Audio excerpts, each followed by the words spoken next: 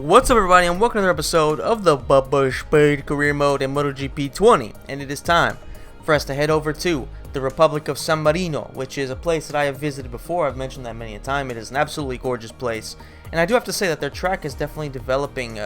It's developing a lot more of a soft spot in my heart, and I gotta say, I think it's because whether it's in real life or in the game, I just really find the track really fun to play on. So it's definitely one of the best tracks, I would say, out there. And they just actually raced there yesterday, and of course the week before in real life. And the racing was actually really fun, especially yesterday, because between not really between all the crashing, that was kind of funny, but thankfully nobody got hurt in the crashing. It seems like nobody got seriously injured, so that's good.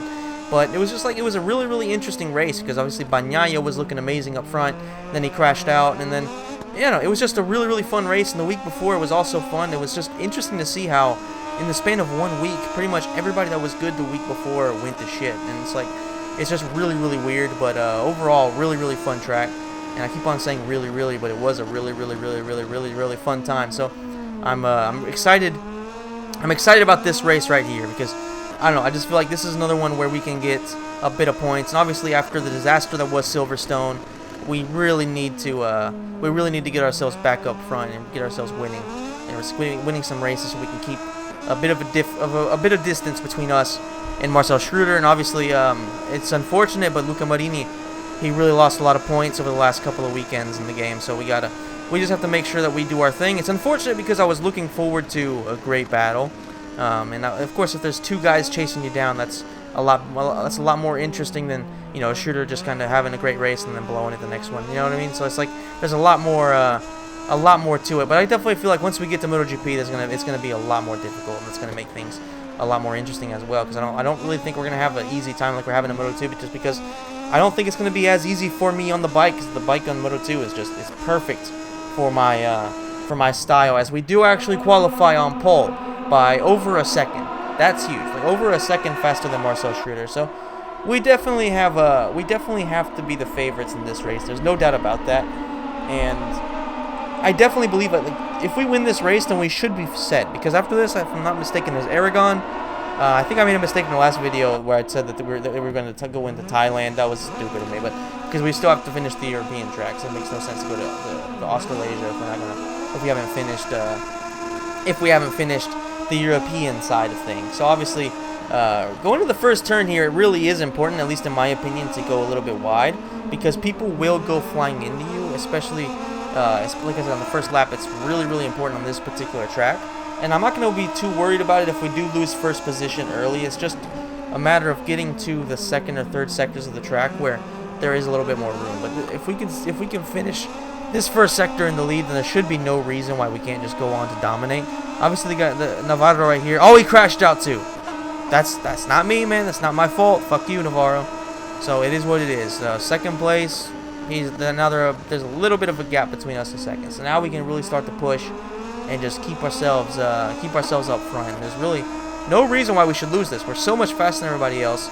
It's just at first, obviously, with a heavy bike, you can make a bit more mistakes, and you're not going to be as fast. That's for sure. I definitely feel like midway through the race is where we start to pick up and we really start to hit our stride, and that's what we need to try to do, is try to, moving forward, is always stay, at least in Moto2, always stay up front.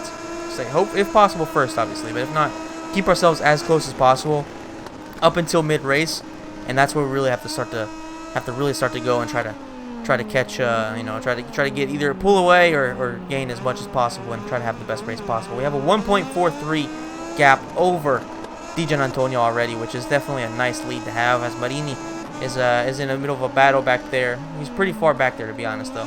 Dixon and whoever that is, it's not really interesting. Bezzecchi, I'm just looking for Schröder in the bottom corner. That's what I want to see. I want to see where Schröder is. That's the most important thing. But if you look at he's 5th position right now, so he is kind of far back, and that means that if we win this race, then that is definitely huge for us in terms of our potential of winning the championship a few races in advance. Also, I want to say one thing. Like, once we go to Aragon, that will be the last track where I am absolutely dog shit, at least where I feel like I have no chance of really doing anything, even though somehow we have won a race there in this series. I think it was MotoGP 19, but we still have somehow won the race there. I just don't feel like there's a lot of confidence in there. So this is going to be a track where we need to get a lot of points, and that way, as we go to Aragon, we can be at least calm knowing that we did a really, really good job in San Marino, and we don't have to worry too much about losing points. After that, we will go to Thailand, and then we have, I think, Motegi, Sepang, Phillip Island, and then Valencia. Those should be the last few races left. And I do also want to apologize. I actually realized this earlier, that I forgot to mention in my video that in my video after the Finland race that I lost the footage for it. For some reason, it corrupted. That's why the video for the Finland Grand Prix didn't come out. It's because I lost the footage and I completely forgot to tell you guys. So I do apologize for that. If you were maybe looking for an explanation or looking for a reason for it, that's the reason. It's not because I didn't want to. I had a shit performance. Obviously, as you saw in Silverstone, there is no hiding from a shit performance for me. So, you know, it just kind of is what it is. Yeah. So I do apologize for that. As we head into the third lap in the San Marino Grand Prix, we're looking really, really good. Have a 2-second gap over our opponents. And let's not forget, we're always worse in the third sector, in the third and fourth sectors. We're always a little bit slower in this track. That's where I don't quite perform, except for the 3 fast right-handers in a row. That's where we do pull away a little bit. Not every time, but for the most part we do. So we will pull away more, I would say, in the first sector than we will anywhere else. Only 1.8, so we're definitely not doing that great. But you know, it is what it is. We're trying to just maintain a decent gap and try to make sure that we can be comfortable going into the final races, avoiding penalties, because we definitely don't want any issues, and we don't want to have to, you know, go into the last few corners with the weight on our shoulders of having a penalty. 2.1. So like I said, we continue to pull away in the second sector. That's where we do our best work, and this is where, in the middle of a battle, this is where we can potentially go through some passes. Right now, it's looking like we're not really going to have to worry about that. These are 2 of my favorite corners or 3 of my favorite corners, really, in the entire calendar, because it's just so fun to go through there. I don't know. It must be an amazing part of the track in real life, as we actually gained 6/10. So that's definitely where we're at our best. But yeah, it must be amazing to go through there in real life. Just the speed. It just must be a crazy part of a track. It's just that's one of the things that gets me the most about playing in this game. And I know that a lot of people complain about it. I know it's not perfect, but I feel like it's just really well done, and it just gives you the feeling that, like I don't know, it's just like it makes you appreciate more what they do in real life, because like when you've played the previous games as much as I have, you get so used to shit steering and things that don't make any sense whatsoever, and you just get used to a shit game, to where it's like, you know, you really do.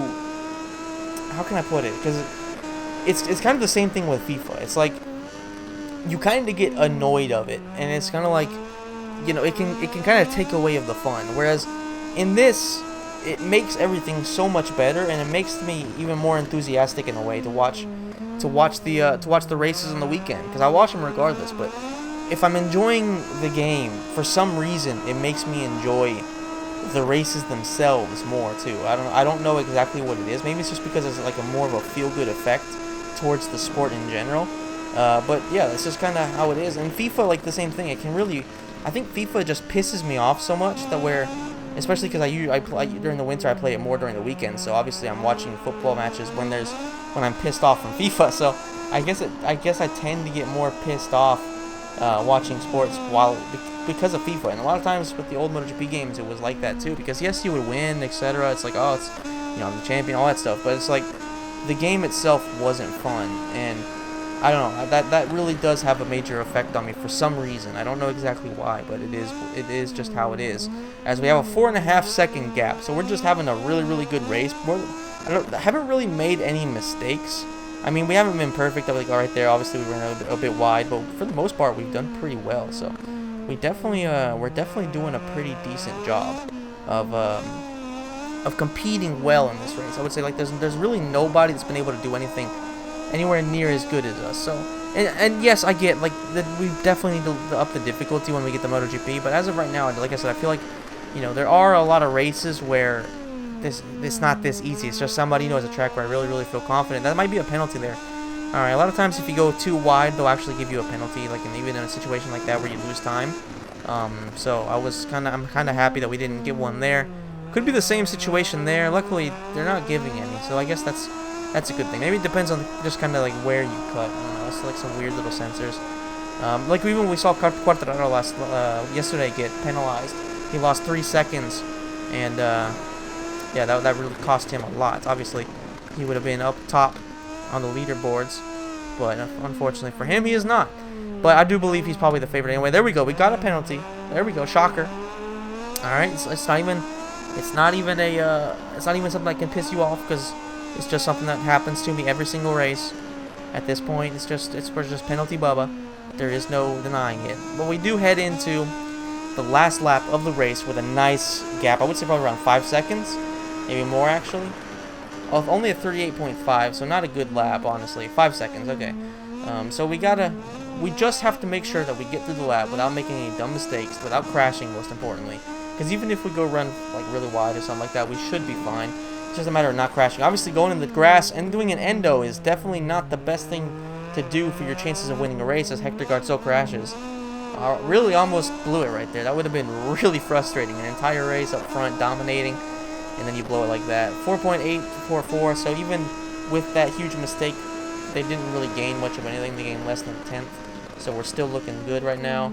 Running a little bit wide, that's fine. We're going to get plenty of power coming out of the corner, and it's going to set us up very nicely for this right-hander, which is actually a pretty tricky corner. This is one that's given me a lot of problems in the past, but at this point, I feel like I'm getting a little bit better. Obviously, we still made a mistake there, still running it really wide, but it used to be that we would go touch the dirt, whereas now we're just kind of touching the, we're just kind of missing the apex by a lot. But slowly but surely, that will improve. It really is just a matter of getting the lines right, and that's just something, that's a spot that I, for some reason, make a mistake on almost every time, and it's annoying, but it is what it is. It's not something that's going to really cost us a lot of races, at least not at this point, and we are heading into the last couple of corners with a huge lead, 6 seconds. 6 seconds, so we gained a second on this lap. Really good performance overall. Obviously, the penalties are annoying. We don't want penalties, but it does not matter, because Bubba Speed has won the Grand Prix of San Marino once again. I think he's already won it a couple times in his career, so it's one of those tracks where we're just extremely dominant, and we can definitely expect to compete every time we go there. Our best lap was a 136.9, which is better than anything we did in qualifying, I think. I think we had a 137.3 qualifying. So the fact that we were faster in the race, I think that goes a long way of showing just how good we were, how consistent we were too. So Gian Antonio actually got a 137.32, so that's a pretty decent lap for him. Yeah, overall, man, we gained a lot of points because Schroeder finished back there.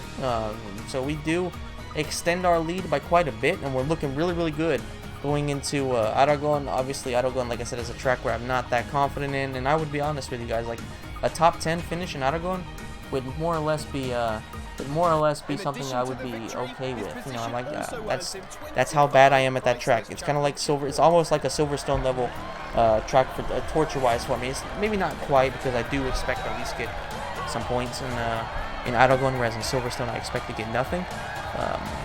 Even though we were doing pretty well there in Silverstone, then we blew it at the very end. But I am hoping that we can at least get a few points there in Aragon, and then head over to Thailand, looking really good, being solid. After that, I think there's Mateji, and then Phillip Island, and then Sepang and Valencia. I think that's the order of the tracks.